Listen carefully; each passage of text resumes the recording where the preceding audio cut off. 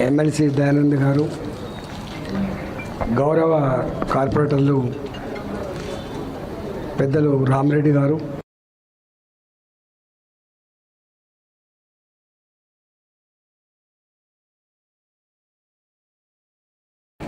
Road corporation chairman Narasimhagupta గారు, వెంకటేశ్వర రెడ్డి గారు, శ్రీనివాస్ రెడ్డి గారు, మా మిత్రుడు మా జర్నలిస్ట్ యూనియన్ విరాహత్ గారు, ఇప్పుడు ప్రెసిడెంట్ ఉన్నామనే, అందరికీ పేరు పేరున నమస్కారం.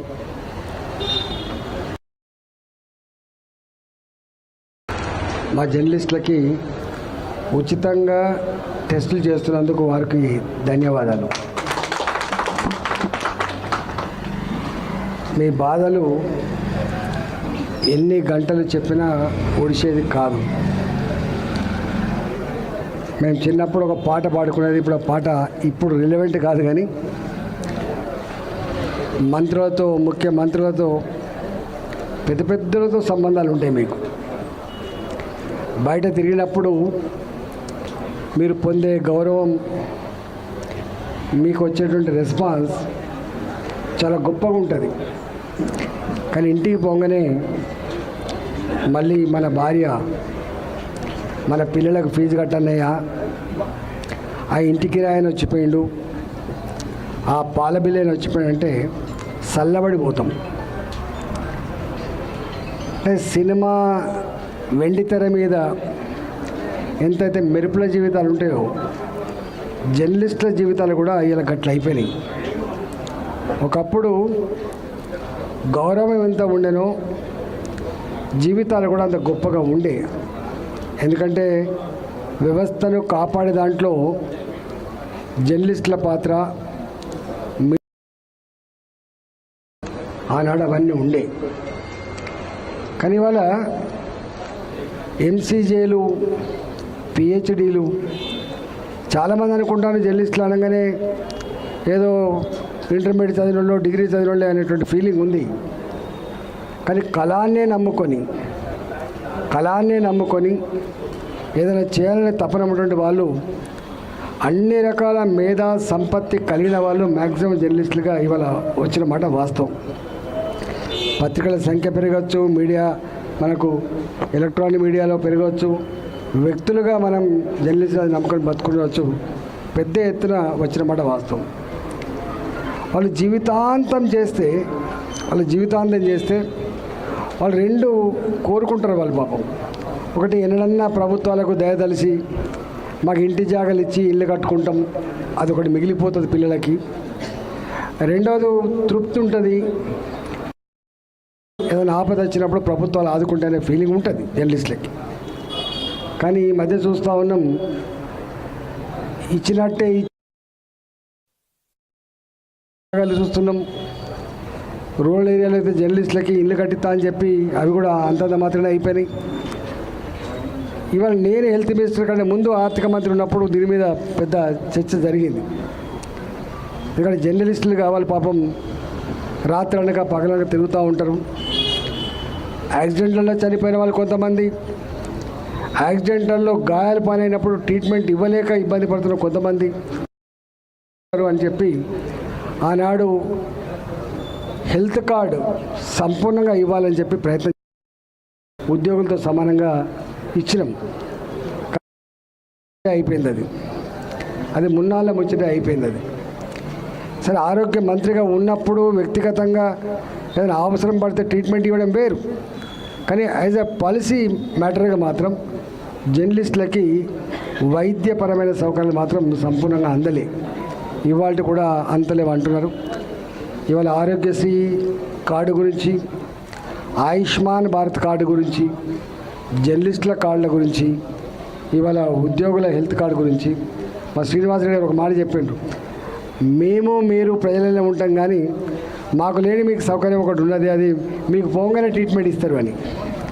మీకు పోగానే ట్రీట్మెంట్ ఇస్తారనేటువంటిది, మీరు ఎంత ఖర్చు పెట్టినా ఇస్తారనేటువంటిది మనిషే, ఏ మనిషికైనా తప్పకుండా అది ఇవ్వాలి. నిజంగా అసలు ఏదో పిడికడు ఇన్ని లక్షల మంది జర్నలిస్టులలో కొద్ది మందికి ఆ సౌకర్యం ఉండొచ్చు, కానీ ఖర్చు పెట్టుకునేటువంటి శక్తి ఉండొచ్చు. కానీ ఇవాళ నిజంగా మనం ఏదైనా మన అమ్మకో మన నాన్నకో మన ఇంటి పిల్లలకి ఏదైనా వైద్యపరమైన అవసరం పడితే 5 పెద్దల బిల్ల బ్యాంక్ అకౌంట్లో ఉండదు.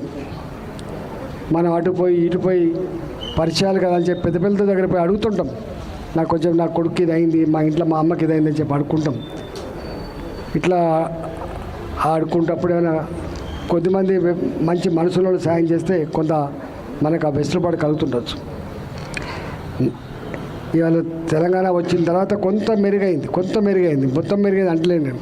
కనీసం జర్నలిస్టుల ఫండ్ అన్న వచ్చి యాక్సిడెంట్ చనిపోతే లేకపోతే వాళ్ళ చనిపోయినటువంటి వాళ్ళకి పిల్లలకి చదువుకోవడానికి నెల కింద డబ్బు ఏదో కొంత సాయం చేస్తున్నప్పుడు కూడా సరిపోదు. అది దీన్ని పెంచుకోవాల్సి అక్కర్లేదు. ప్రభుత్వాలు జర్నలిస్టులకు ఇచ్చేటువంటి ఈ చిన్న సౌకర్యం డబ్బు లేదు అనే మాట మాట్లాడితే చాలా బాధ అవుతుంది. నాకు తెలిసి ఈ రాష్ట్రాల్లో ఇంటెలిజెన్స్ వ్యవస్థకి ఎంత సమాచారం ఉంటుందో, ఏం జరుగుతుందో అంతకంటే ఎక్కువ సమాచారం మా జర్నలిస్ట్ దగ్గర ఉంటుంది. వాళ్ళకి అన్నీ తెలుసు, ఎవరు ఏం చేస్తాను, ఏ భూములు ఎక్కడ ఆక్రమించుకోబడుతున్నాయి, ఎవడు ఎట్లా కోట్లకు పడిగెత్తున్నాడు, ఒకటే తరములో కళ్ళ ముందు చూస్తాడనే ఎట్లా ఎదిగిపోతున్నారో వాళ్ళ సమాచారం ఉంటుంది. అవన్నీ వాళ్ళు రాత్తలేరు, వాళ్ళు ప్రశ్నిస్తుండొచ్చు. కానీ వాస్తవంగా బాధ అనిపిస్తుంది. ఇవాళ మన కళ్ళ ముందు ఒక్కొక్కటి ఎట్లా అయిపోతున్నారో మనం చూస్తూ ఉన్నాం. గంత దిక్కులేని పరిస్థితి లేదు ఆర్థిక వ్యవస్థ కూడా. ఇలా 3 లక్షల కోట్ల రూపాయలు బడ్జెట్ పెడుతున్నారు. ఆఫ్టర్ ఆల్ ఇలా 1100 కోట్ల రూపాయలు ఈ ఆరోగ్యశ్రీలో ఖర్చు పెడుతున్నామని చెప్తున్నాము. ఆ ఆరోగ్యశ్రీ కన్నా డబ్బులు సరైన టైంకి ఇస్తే మా జర్నలిస్టులకు కూడా ఆరోగ్యశ్రీ కార్డులో భాగం అయిపోతుంది. మా జర్నలిస్టులకు కూడా డబుల్ బెడ్రూమ్లు ఎలిజిబిలిటీ ఉంటుంది, పేదరికంలో ఉంటారు కాబట్టి సిగ్గుపడాల్సింది ఏం లేదు. కాబట్టి డెఫినెట్గా ఇలా ప్రభుత్వ పరంగా ఇలా అడుక్కుంటే రాదది. ప్రభుత్వ పరంగా డెఫినెట్గా జర్నలిస్టులకి ఉద్యోగ సంఘాలు ముందుకు వచ్చినాయి. బాబు వాళ్ళు అనేకసార్లు చెప్పారు, అవసరమైతే ఒక సగం డబ్బును మీరు ఈ సగం డబ్బును మేము కాంట్రిబ్యూట్ చేస్తాం, కానీ మాకు హుందాగా ఉండాలి, మాకు డిగ్నిఫైడ్గా ఉండాలి. హాస్పిటల్కి పోతే ఈహెచ్ఎస్ అనగానే బయటికి వెళ్ళకూడదు అంటాడు. అసలు చాలా కార్పొరేట్ హాస్పిటల్లో ఈహెచ్ఎస్ కార్డు గురించి పట్టుకొని పోయినా, జర్నలిస్ట్ కార్డు పట్టుకొని పోయినా, ఆరోగ్యశ్రీ కార్డు పట్టుకొని పోయినా మాకు బిల్లులు వస్తలేవు, మాకు డబ్బులు వస్తలేవు, మేము ట్రీట్మెంట్ ఇస్తలేమని చెప్పి గిటగిటకి చేతులు వచ్చేసినప్పుడు నిజంగా అవసరం ఉండి పోయిన జర్నలిస్టుకు ఎల్లగొడుతున్నప్పుడు ఎంత బాధ అవుతుందంటే ఇంత అవమానకరంగా ఉంది కదా అని అనుకుంటాం మనం. డబ్బు ఒక బాధ, సమస్య ఒక బాధ, వాడు పెట్టే అవమానం ఇంకొక బాధతో మనం కుంగిపోతూ ఉంటాం. కాబట్టి మా చాలాసార్లు అడిగిండ్రు, సార్ కొంచెం ఏదో ఒక ట్రీట్మెంట్ కానీ ఏదో ఒక హాస్పిటల్ కానీ పోగానే జాయిన్ చేసుకొని ట్రీట్మెంట్ ఇచ్చే పరిస్థితి ఉండాలి తప్ప ఇట్లా ఊపి మమ్మల్ని వెళ్ళగొట్టే పరిస్థితి మంచిగా ఉంటుందని చెప్పి చాలాసార్లు చెప్పుకున్నారు. అందువల్ల డెఫినెట్గా ఇవాళ మనందరం ప్రభుత్వాలు అనుకున్నట్టుగా ఇలా ఇచ్చిన హామీలు ఏవైతే హామీలు ఇస్తూ ఉన్నారో, ఇలా ఇది ఇస్తాం అది ఇస్తాం అని హామీలు ఇస్తున్నాం. మనం కూడా చదువుకున్న జర్నలిస్టులం, సమాజం కోసం పనిచేస్తున్న వాళ్ళం. కాబట్టి మనం కూడా ఈ సమాజంలో భాగమైనటువంటి సోయి తెచ్చుకొని ఈ 100-200 కోట్ల గురించి 300 కోట్ల గురించి మందికి పెడతలేం, దోసుకొని పోవడం గురించి మనం మాట్లాడతలేం. మాకు ఒక హెల్త్ సమస్య వచ్చినప్పుడు పరిష్కరించమని చెప్పి ఇప్పుడు వారు చెప్పిండ్రు, స్ట్రెస్ చేసుకోగానే నాకు బ్లాక్ అయిపోయింది అని.